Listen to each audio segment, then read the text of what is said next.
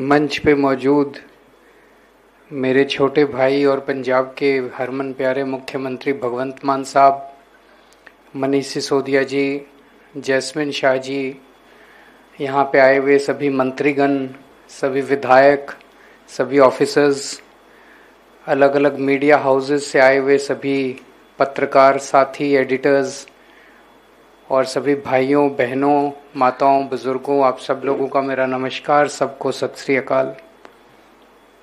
सबसे पहले मैं जैस्मिन शाह जी को बधाई देना चाहता हूँ। उन्होंने इस मुद्दे के ऊपर ये किताब लिखने का मन बनाया। इन्होंने काफ़ी मेहनत की, कई पिछले 2-3 साल से ये इस किताब पे लगे हुए थे। इसका इंग्लिश वर्जन पिछले साल आ गया था और अब ये पंजाबी वर्जन आया है। इसके लिए मैं इन्हें बहुत बहुत बधाई देता हूँ। दिल्ली में एक नई पार्टी बनी, आम आदमी पार्टी। अन्ना आंदोलन हुआ, बहुत बड़ा आंदोलन हुआ, वहाँ से ये नई पार्टी निकली। जब ये पार्टी बनी थी, अन्ना जी ने ऐलान किया था, मेरी फोटो इस्तेमाल नहीं करोगे, मेरा नाम इस्तेमाल नहीं करोगे। हम चंद लोग थे, कहीं कोई उम्मीद नहीं थी। 26 नवंबर 2012 को जब पार्टी के रजिस्ट्रेशन के लिए अप्लाई किया, जंतर मंतर पे जब हम इकट्ठे हुए तो सारे मीडिया वालों ने एक सुर में बोला था, सारे इंटेलेक्चुअल्स ने, मीडिया वालों ने, इनकी सबकी जमानत जब्त होएगी। जीतना तो दूर की बात, एक भी सीट नहीं आएगी और सबकी जमानत जब्त होगी। ये सारे एक तरह से एक सुर में सबने ऐलान कर दिया था। 2012 में पार्टी बनी। 2013 के अंत में 8 दिसंबर 2013 को चुनाव के नतीजे आए। एक साल के बाद 28 सीट आई आम आदमी पार्टी की और एक साल बनने के एक साल के अंदर दिल्ली में आम आदमी पार्टी की सरकार बन गई। सरकार 49 दिन चली। उस 49 दिन की सरकार ने कुछ तो करिश्मा किया, जो भी करिश्मा किया। उसके तुरंत बाद 2014 में प्रधानमंत्री मोदी जी ने पूरे देश के अंदर जो भारी बहुमत अर्जित किया था, एक तरह से आंधी आई हुई थी मोदी जी की उन दिनों में। 2014 में हमने इस्तीफा दिया था, 49 दिन की सरकार के बाद इस्तीफा दिया और 2 महीने के बाद, 3 महीने के बाद मोदी जी की सरकार बनी। पूरे देश में बीजेपी की आंधी थी। नवंबर में हरियाणा के, महाराष्ट्र के जो भी चुनाव हुए, सारे चुनाव मोदी जी जीतते गए। और उसके बाद फरवरी 2015 में दोबारा चुनाव हुए। 49 दिन के बाद हमारी दोबारा, किसी को उम्मीद नहीं थी कि हमारी दोबारा सरकार आएगी। उसके अंदर 67 सीट आई थी, 67 सीट 70 में से। बीजेपी की 3, कांग्रेस की 0, आम आदमी पार्टी की 67 सीट। तो एक वो 49 दिन के अंदर कुछ तो किया था, कुछ तो ऐसा करिश्मा किया था कि दिल्ली के लोगों को बहुत पसंद आया। और आंधी के अंदर लोगों ने वो उसको भगवान राम के अश्वमेध के घोड़े से कंपेयर किया कि अश्वमेध का घोड़ा चला था लेकिन लव और कुश ने उसको रोक लिया। उसी तरह से दिल्ली में आके मोदी जी का अश्वमेध का घोड़ा रुक गया। फिर 5 साल सरकार चली और 2020 के अंदर 70 में से 62 सीट आई। तो 3 बार, पहली बार में 1 साल के अंदर सरकार बनना और दूसरी बार और तीसरी बार जबरदस्त बहुमत। तो सरकार में कुछ तो किया था, जिसको जैस्मिन शाह जी ने इस किताब के रूप में पिरोने की कोशिश की है। उन्होंने इसे केजरीवाल मॉडल कहा है। लेकिन ये समझना जरूरी है, हमने कोई जब सरकार शुरू की, जब 49 दिन की सरकार चलाई और फिर उसके बाद 2015 में जब दोबारा सरकार बनी, हमारे सामने कोई ऐसा कोई खाका नहीं था, कोई मॉडल नहीं था कि ये अब किताब है और एक किताब के हिसाब से ये थ्योरी है और इस थ्योरी के हिसाब से हमें चलना है। कुछ नहीं था, एक जुनून था, देश के लिए कुछ करना है, एक जुनून था, समाज के लिए कुछ करना है, मौका मिला है। हमारी औकात ही क्या थी, मैं, मनीष सिसोदिया जी, हम बहुत छोटे लोग थे, बहुत ही हम्बल बैकग्राउंड से आते थे। मैं मिडिल क्लास से, मेरे को याद है मनीष सिसोदिया जी से जब मेरी मुलाकात हुई थी, सन 2000 का टाइम है, मैं इनकम टैक्स में काम किया करता था, इनकम टैक्स में जॉइंट कमिश्नर था। इनकम टैक्स की नौकरी से मैंने इस्तीफा दिया, एक छोटी सी एनजीओ बनाई मैंने परिवर्तन करके, और मैंने नेट पे डाल दिया कि खुद ही एक वेबसाइट बनाई, पैसे नहीं थे मेरे पास, खुद ही एक वेबसाइट बनाई, इंजीनियर हूं, कोडिंग आती थी, वेब पर www.parivartan.com, और वेबसाइट पे उसको लॉन्च कर दिया वेबसाइट को, और उस पर लिखा कि देश से भ्रष्टाचार दूर करने के लिए परिवर्तन से जुड़िए, और वॉलंटियर मैंने इनवाइट किया कि वॉलंटियर बनिए। इत्तेफाक देखिए उस टाइम क्या पता नहीं था कि इस मुकाम तक पहुंचेंगे। ये सन 1999 की बात है, मेरे को आज भी तारीख याद है, 29 दिसंबर सन 1999 को उस वेबसाइट पे पहला वॉलंटियर का रजिस्ट्रेशन करने वाले मनीष सिसोदिया थे। सबसे पहले, पता नहीं इनके पास लिंक कैसे पहुंचा, मेरे पास तो उस वेबसाइट को पॉपुलराइज करने के लिए भी पैसे नहीं थे, एडवर्टाइज करने के भी पैसे नहीं थे। तो उस पे मनीष सिसोदिया ने रजिस्टर किया कि मैं वॉलंटियर बनना चाहता हूं। मैं भी बड़ा खुश हो गया, एक आदमी तो फंसा। तो इन्होंने अपना एड्रेस वगैरह भी लिखा था, वहां शकूर बस्ती में, ये जी न्यूज में काम किया करते थे, शकरपुर में काम करते थे। तो इन्होंने एड्रेस लिखा था, तो मैं इनके घर पहुंचा, भाई पहला वॉलंटियर आया है मेरा। तो मैं इनके घर पहुंचा, इनका ऊपर छत के ऊपर एक छोटे से कमरे में एक छोटा सा कमरा था, उसी के अंदर, कमरे के अंदर ही किचन थी, और छत के दूसरे कोने में एक इनका टॉयलेट था, बस वही इनका घर था, वहां रहते थे ये। तो छत पे बैठ के उस दिन आसमान के नीचे हम दोनों ने काफी चर्चा की। फिर दिल्ली की, फिर मैंने इनकम टैक्स से बहुत लंबी छुट्टी ले ली, 2-3 साल छुट्टी के बाद फिर मैंने इस्तीफा दे दिया इनकम टैक्स से।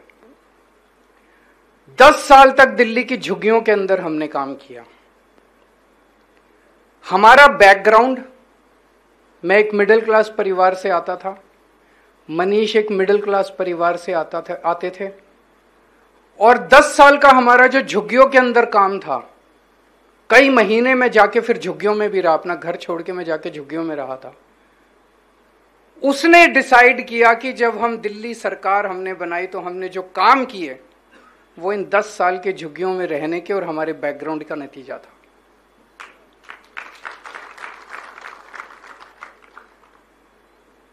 झुग्गियों के अंदर हमने देखा कि किस तरह से सरकारी स्कूल का बुरा हाल है। झुग्गियों के अंदर जितने सरकारी स्कूल थे, बेड़ा गर्क था उनका, कुछ नहीं था स्कूलों में, ना डेस्क थे, ना ब्लैक बोर्ड थे, बच्चे पढ़ते नहीं थे, बाउंड्री वॉल नहीं थी, बच्चे आते थे खेलते रहते थे, टीचर पढ़ाते नहीं थे, बहुत ही बुरा हाल था, कोई भविष्य नहीं था बच्चों का। माँ बाप बहुत गरीब थे, प्राइवेट में भेज नहीं सकते थे, थोड़े दिन बच्चों को स्कूल भेजते थे, फिर माँ बाप को लगता था स्कूल भेज के क्या करेंगे, खराब हो रहा है, इसको काम में ही लगा लो, तो बच्चे को भी अपने साथ काम में लगा लेते थे, बच्चा अनपढ़ रह जाता था, फिर बच्चा भी बड़ा होके गरीब बनता था, गरीब का बच्चा गरीब बनता था, और प्राइवेट स्कूल में अमीर भेजते थे, अमीर का बच्चा अमीर बनता था। तो हमें यही लगता था यार, उन दिनों में 60-65 साल हो गए थे आजादी को, कि क्या चल क्या रहा है हमारे देश के अंदर, एक स्कूल ठीक नहीं कर सकती सरकार। 60-65 साल हो गए, स्कूल क्यों नहीं ठीक कर सकती। उतने दिनों में, उन दिनों में प्लानिंग कमीशन ने एक रिपोर्ट निकाली, उन्होंने कहा कि गवर्नमेंट जो है वो स्कूल नहीं चला पा रही, पूरे देश के अंदर सरकारी स्कूलों का बुरा हाल है, तो सरकार स्कूल नहीं चला पा रही, इसलिए पीपीपी मॉडल के ऊपर सारे सरकारी स्कूलों को अमीरों को दे देने चाहिए, कॉरपोरेट्स को दे देने चाहिए। और उसमें लिखा था कि ये सरकारी स्कूलों में जो जमीन है, जितने सरकारी स्कूलों में जमीन बहुत ज्यादा है, उन्होंने कहा ये जमीन भी उनको हैंड ओवर कर दी जाए, ताकि उस जमीन को इस्तेमाल करके वो कॉरपोरेट स्कूल चला सकें। तो स्कैंडल था बहुत बड़ा, लैंड स्कैंडल था, कि सरकारी स्कूलों की जमीनें हड़प लो और सरकारी स्कूलों की जमीनें हड़प के इनकी ऐसी तैसी स्कूल के बच्चे जाएं भाड़ में, कोई उनका पढ़ाने का वो नहीं था, सोच नहीं थी। ऐसे ही अस्पतालों का हाल था, ऐसे ही बिजली का हाल था।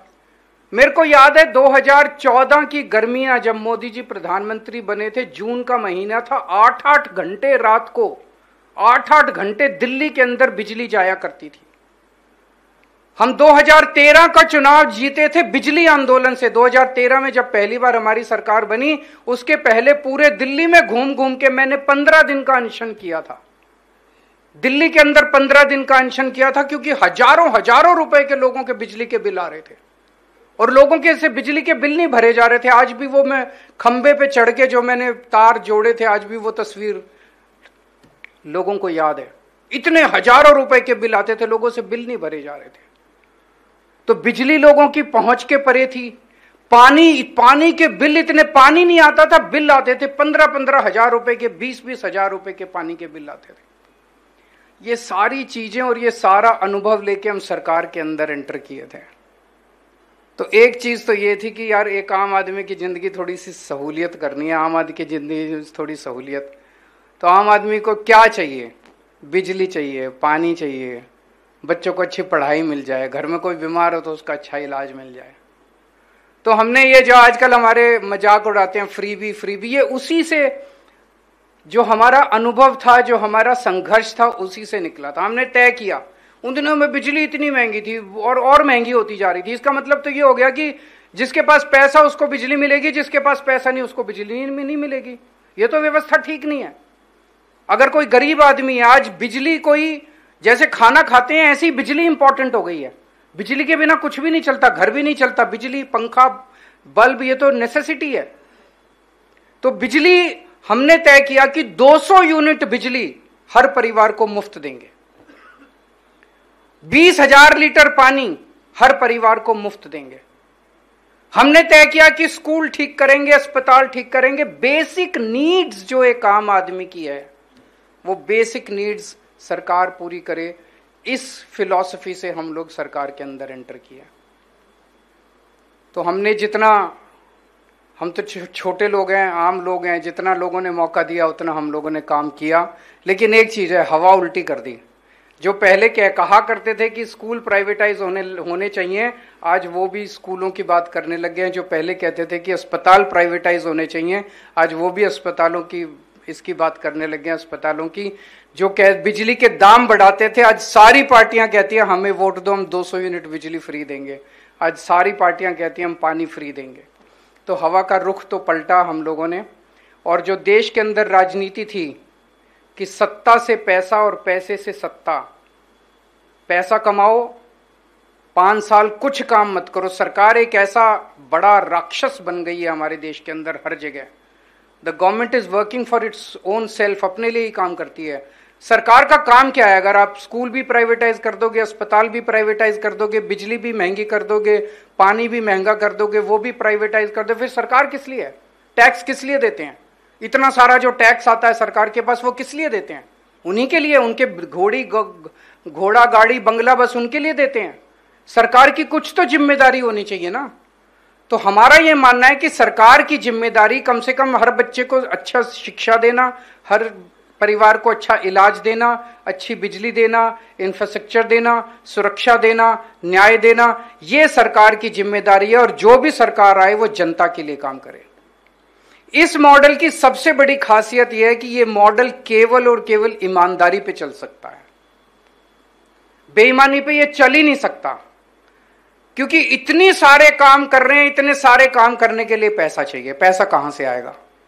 अगर सरकार भ्रष्टाचार करेगी, अगर सरकार की नीयत खराब है, अगर सरकार पैसा कमाएगी, अगर सरकार चोरी करेगी, डाका डालेगी, मंत्री, मुख्यमंत्री चोरी करेंगे, तो ये मॉडल काम नहीं कर सकता। आज पंजाब के अंदर हमारे से पहले वाली सरकारें रोज कहती थी खजाना खाली है, खजाना खाली है, खजाना खाली है, ये भी नहीं हो सकता, ये भी नहीं। हमने स्कूल भी ठीक कर दिया, अस्पताल भी ठीक कर दिए, बिजली भी फ्री कर दी, इतने सारे काम चल रहे हैं आज पंजाब के अंदर। क्यों? क्योंकि भ्रष्टाचार खत्म हो गया, पैसा बचने लग गया। तो एक तरह से वो है अपने आप ऑटोमेटिक, ये है कि अगर सरकार इतने सारे काम कर रही है तो इसका मतलब सरकार ईमानदार है। जैसे ही हमने दिल्ली की सरकार छोड़ी, 3 महीने नहीं हुए, 4 महीने नहीं हुए, आज दिल्ली को आम आदमी पार्टी याद आ रही है। 4 महीने के अंदर बेड़ा गर्क कर दिया बीजेपी की सरकार ने। एक के बाद एक मोहल्ला क्लिनिक बंद करते जा रहे हैं। अस्पतालों में हमने दवाइयां फ्री करी थी, फ्री दवाइयां बंद कर दी, फ्री टेस्ट बंद कर दिए। सारी दिल्ली का बुरा हाल हुआ पड़ा है, सारी सड़कें टूट गई हैं, पूरी चारों तरफ गंदगी गंदगी फैल गई है। बिजली 6-6 घंटे के पावर कट लगने लग गए। पिछले 7 साल से दिल्ली में 1 मिनट का पावर कट नहीं लगा था। पिछले साल जून के महीने में दिल्ली में 50 डिग्री सेंटीग्रेड टेम्परेचर था, 1 मिनट का पावर कट नहीं लगा। आज अभी तो बारिशों का दिन है, अभी भी बिजली के पावर कट लग रहे हैं। तो दिल्ली का बुरा हाल कर दिया इन लोगों ने। इनकी नीयत खराब है। जैसे मैंने कहा कि इससे साफ जाहिर है, इनके सुनने में आता है हर एमएलए ने अपनी दुकान खोल ली है। बीजेपी के हर एमएलए ने वहां पे दिल्ली के अंदर, हर मंत्री ने अपनी दुकान खोल ली है। तो उन्होंने पैसा कमाना है, उनका कोई मकसद नहीं है सुधार करने का। जितने दिन हमारी सरकार रही, हमें काम नहीं करने दिया, उसके बावजूद हमने काम किया। इस पे तो मुझे लगता है गवर्नेंस के ऊपर और एडमिनिस्ट्रेशन के अंदर तो मेरे को नोबेल प्राइज मिलना चाहिए कि एलजी के रहते हुए मैंने कितने सारे काम कर दिया दिल्ली के अंदर। इतनी मुश्किलों के अंदर आपको जान के ताज्जुब होगा, हमने मोहल्ला क्लिनिक बनाए दिल्ली में। 5 मोहल्ला क्लिनिक इनकी बीजेपी की नगर निगम ने बुलडोजर भेज के मोहल्ला क्लिनिक तोड़ दिए इन लोगों ने। क्या मिला इनको? सरकारी मोहल्ला क्लिनिक थे, दिल्ली सरकार के मोहल्ला क्लिनिक नगर निगम ने तोड़ दिए। जिस तरह से इन्होंने परेशान किया, ना काम करेंगे और ना काम करने देंगे, ये इनकी फिलॉसफी है। मैं उम्मीद करता था जब हमने दिल्ली में सरकार संभाली थी, मैं जो मान साहब सिकंदर की कहानी सुना रहे थे, मैं कोई सिकंदर नहीं हूं, ना मुझे कोई सारे चुनाव जीतने का शौक है। मेरा तो ये था कि हम एक मॉडल क्रिएट कर दें। एक उम्मीद जो देश के अंदर खत्म हो गई थी कि सरकारी स्कूल ठीक नहीं हो सकते, प्लानिंग कमीशन कहता था इनको कंपनियों को दे दो, सरकारी अस्पताल ठीक नहीं हो सकते, इनको इसको दे दो। हम वो माइंडसेट चेंज करना चाहते थे कि सरकारी स्कूल भी ठीक हो सकते हैं, अस्पताल भी ठीक हो सकते हैं, नीयत सही चाहिए, बिजली भी ठीक हो सकती है, पानी भी ठीक हो सकता है, सड़कें भी ठीक हो सकती है, सब ठीक हो सकता है। वो हमने करके दिखाया। अगर ये बीजेपी और कांग्रेस वाले, मैंने इनको कितना कहा, मैंने कहा मैं मनीष सिसोदिया भेज देता हूं, तुम्हारे राज्य के स्कूल ठीक कराएगा। मैं बीजेपी को सिखाने को तैयार हूं, कांग्रेस को भी सिखाने को तैयार हूं। हमें नहीं लड़ने चुनाव दूसरे राज्यों में जाके, तुम लड़ लो चुनाव, तुम जीतो, तुम चलाओ सरकार, ठीक काम तो ठीक कर दो। हम तुमको सिखाने के लिए तैयार हैं, लेकिन उनका कोई नियत नहीं है उनके काम करने की, उन्होंने केवल पैसा कमाना है। तो मैं बेहद खुश हूं आज ये हो रहा है। और अब पंजाब में जितनी तेजी से आज काम हो रहा है, मैं समझता हूं कि अगले 5 साल के बाद जैस्मिन शाह पंजाब मॉडल के ऊपर भी एक किताब लिखेंगे और इसी हॉल के अंदर हम आके उसका विमोचन करेंगे। आप सब लोग आए, इतना समय निकाला, इसके लिए बहुत बहुत शुक्रिया।